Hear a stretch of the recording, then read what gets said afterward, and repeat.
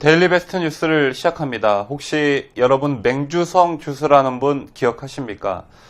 임종석 청와대 비서실장의 한양대 스승인데 맹주성 교수는 지난해 7월 자신의 페이스북을 통해 임종석 비서실장에게 보내는 첫 번째 편지를 보내 화제가 된 바 있습니다.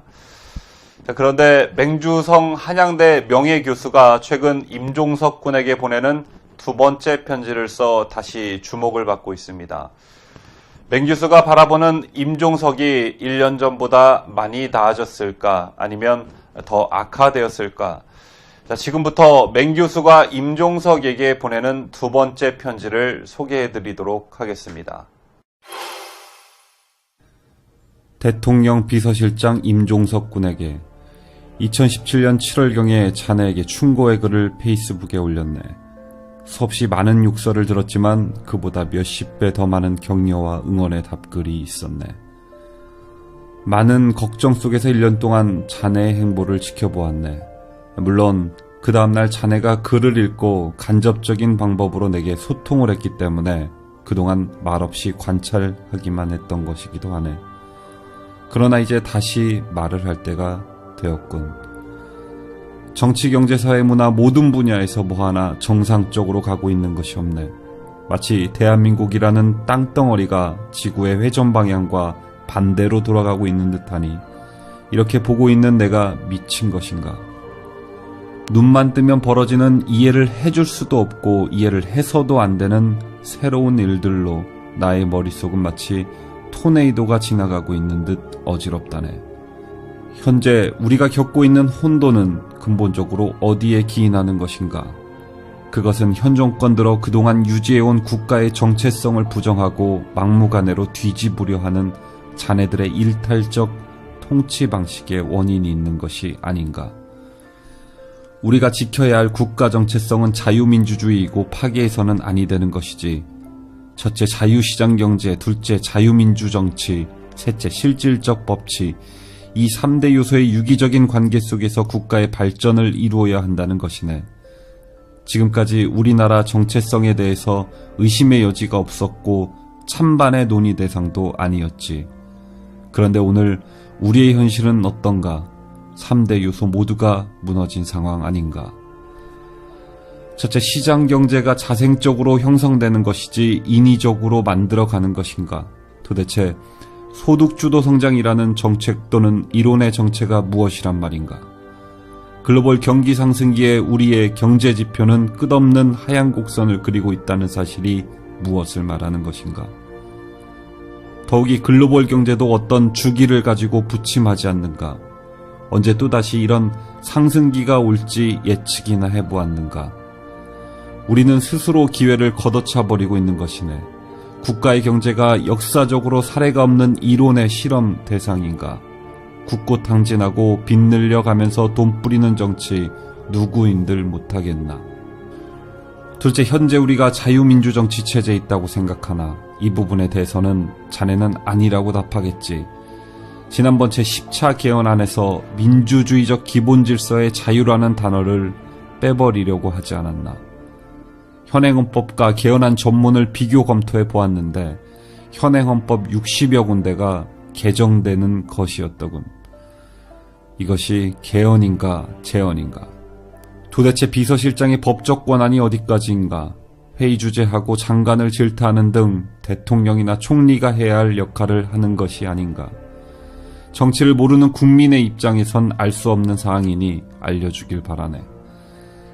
내각이 필요하지 않다는 느낌이 드는데 이런 상황에서 민주정치 운운할 수 없는 것 아닌가? 청와대의 말 한마디로 무엇이든 할 수 있다면 내각이 왜 필요한 것인가? 원자력 발전소 문제만 해도 말 한마디로 일어난 망국적 사건 아니던가? 군 무장 해제 등 안보 문제도 그렇고 국방장관이 필요하기는 한가? 1980년대 중반까지 운동권 학생들의 구호가 뭐였나? 독재, 파쇼 정권 타도였지.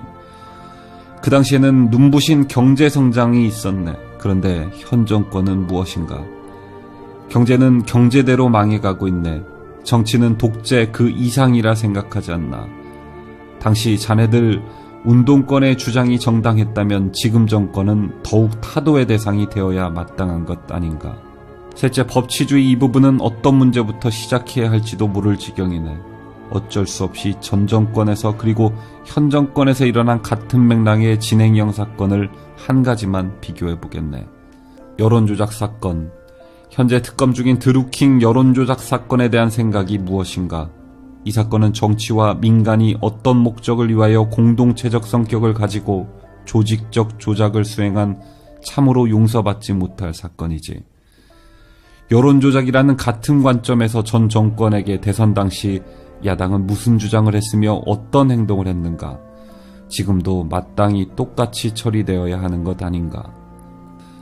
특검의 공정성과 그들의 법적인 양심에 의존할 수밖에 없는데 과연 그들의 과거 성향이 어떤 것이었나? 더욱이 탄핵 특검들의 수사에 신뢰를 갖지 못하는 상황에서 이 사건의 특검도 신뢰성의 의문부호를 달 수밖에 더 있나? 더욱이 영장 하나 제대로 집행 못하는 특검이 되어버렸네. 여론조작이란 테마가 탄핵의 사유 중 하나였다는 중차대한 사안임을 고려할 때 적당히 꼬리 자르기식 특검은 용납될 수 없는 것 아닌가. 이 와중에 사건 관련 국회의원의 자살은 또 무엇인가. 소환도 하지 않았는데 노인 어머니를 두고 자살이라니 이해할 수 있겠나. 죄악일세.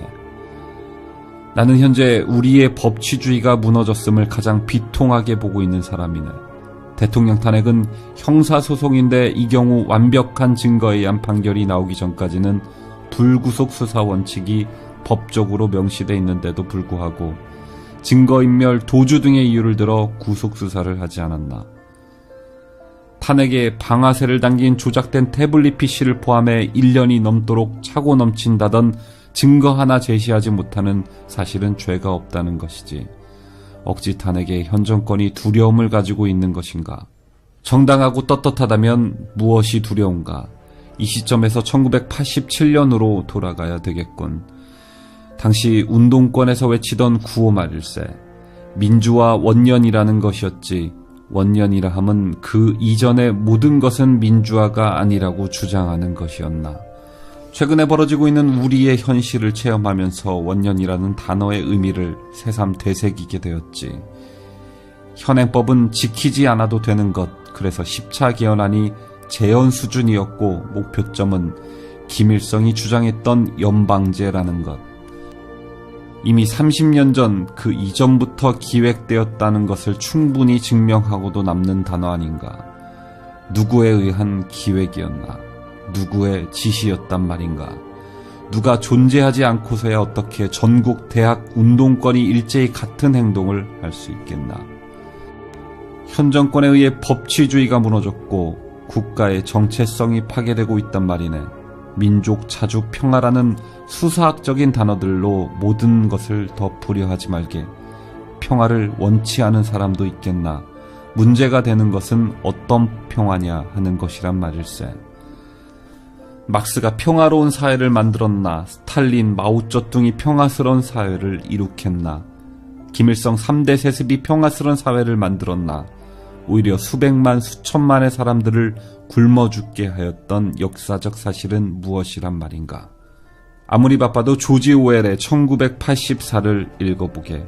공산주의가 어떤 것인지, 김정은과 무력 이념의 불균형 상태에서 현 정권이 추구하는 평화가 무엇인지 국민들에게 솔직하게 말할 수 있는 용기는 없나. 뭐 그리 비밀이 많은가. 대통령이 아무도 모르게 38선을 넘어가서 김정은에게 USB를 전달하고 북으로부터 몰래 고가로 석탄 수입하는 등 많은 사안들이 끼리끼리만 알고 진행되고 있으니 분명 보안법 위반 국제사회로부터의 일탈임에도 불구하고 통치행위라고. 통치도 법 테두리 안에서 해야 마땅한 것 아닌가. 밝히고 싶지 않았던 사안의 내막이 노출되면 전 정권의 책임 전가하고 비겁하다고 생각하지 않나. 북에서 전적으로 저희들이 잘못하고 우리에게 책임 전가시키는 유치하고도 뻔뻔스럽다는 감정과 유사한 느낌을 준다는 말일세. 나는 현 정권이 추구하는 정책이 전혀 올바른 방향이 아니고 국가의 정체성 자체를 뒤집기 위한 수순을 수행하고 있다고 보네. 하루라도 빨리 진정 자유민주주의를 지향하는 정책으로 방향 전환하기를 바라네. 어쩌면 자유라는 이 두 글자를 수호하기 위해 투쟁하는 국민의 한 사람으로서의 명령일지도 모르겠네. 태극기를 든 모든 사람의 명령일 것이네. 부구라고 이런 들로 몰고 가지 말길 바라네. 또 국민들의 이성을 마비시키기 위한 꼼수 부리지 말란 말이네. 모두 정의를 위해서 자신의 희생도 불사하는 자연 발생적 무한 에너지일세. 정의를 향해 흐르는 도도한 물결이란 말일세. 이 물결이 세대와 세대를 이어갈 것이네. 이 글을 읽고 또 저급한 욕지거리나 해대는 그런 수준의 젊은이들이 없는 사회가 되기를 바라네. 사실의 토대를 둔 논리로 본인의 주장을 어필하는 그런 성숙된 사회가 되기를 바라네. 그런 반론을 기다리네.